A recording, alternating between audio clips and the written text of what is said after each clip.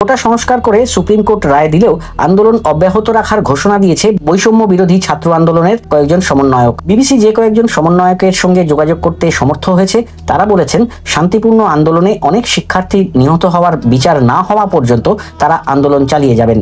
কোটা আন্দোলনের একজন সমন্বয়ক নুসরাত তাবাসসুম বিবিসি বাংলাকে বলেন, আদালতের রায়কে আমরা সাধুবাদ জানাই, তবে আমাদের মূল দাবি নির্বাহী বিভাগের কাছে। সেসব দাবি বাস্তবায়ন না হওয়া পর্যন্ত দেশব্যাপী চলমান কমপ্লিট শাটডাউন কর্মসূচি চলবে। এর আগে রবিবার দুপুরে সুপ্রিম কোর্টের আপিল বিভাগ জানিয়েছিল যে সরকারি চাকরির 93% মেধার ভিত্তিতে হবে। 2018 সালে কোটার বিষয়ে দেয়া প্রজ্ঞাপন বাতিল করে হাইকোর্ট যে রায় দিয়েছিল সেটি বাতিল করে দিয়েছে শীর্ষ আদালত। মুক্তিযোদ্ধা ও পরিবারের জন্য 5%, ক্ষুদ্র নৃগোষ্ঠী 1% এবং প্রতিবন্ধী ও তৃতীয় লিঙ্গের জন্য 1% কোটা রাখার নির্দেশনা দিয়েছেন সর্বোচ্চ আদালত। এমনটাই জানিয়েছেন কোটার পক্ষে যারা রিট করেছিলেন তাদের আইনজীবী শাহ মঞ্জুরুল হক। বিলের ডিভিশন আর্টিকেল 104 অনুযায়ী কোটা প্রথার একটি চূড়ান্ত সমাধান দিয়েছেন।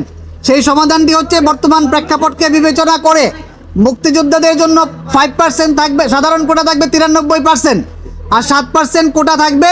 তার মধ্যে 5% হতে মুক্তিযোদ্ধা, তার সন্তান এবং তার পুত্রদের নাতি নাতনিদের জন্য, আর 1% হচ্ছে নৃগোষ্ঠী যারা রয়েছে, ক্ষুদ্র নৃগোষ্ঠী তাদের জন্য, আর 1% হচ্ছে প্রতিবন্ধী এবং তৃতীয় লিঙ্গ।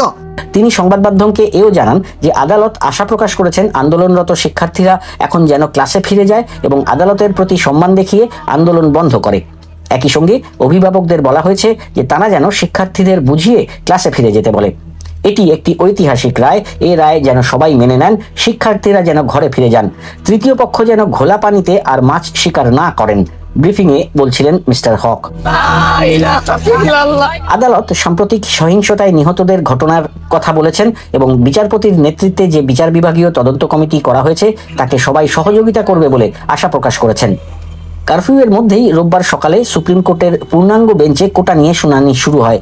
রাষ্ট্রপক্ষে অ্যাটর্নি জেনারেল হাইকোর্টের আদেশ বাতিল চেয়ে আবেদন করেন। শিক্ষার্থীদের পক্ষে বক্তব্য দেওয়ার জন্য 5 জন আইনজীবীকে অনুমতি দেন আদালত। অংশ নেয়া 9 জন আইনজীবীর মধ্যে 8 জনই হাইকোর্টের আদেশ বাতিল করার পক্ষে মত দেন। একজন আইনজীবী কোটা সংস্কারের পক্ষে মতামত দেন।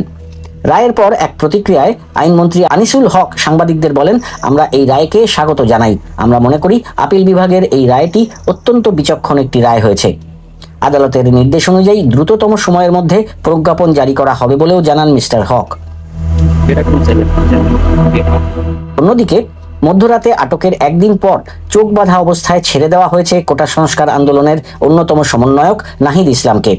রবিবার ভোরে তাকে ছেড়ে দেওয়ার পর রাজধানীর একটি হাসপাতালে চিকিৎসাধীন আছে বলে জানিয়েছে তার পরিবার। কোটা সংস্কার নিয়ে আন্দোলন ও সহিংসতা নিয়ে সর্বশেষ খবরাখবর জানতে বিবিসি বাংলার এই ইউটিউব চ্যানেল ও ফেসবুক পেজ ছাড়াও বিবিসি বাংলার ওয়েব পেজ bbcbangla.com এর লাইভ পাতায় নজর রাখুন।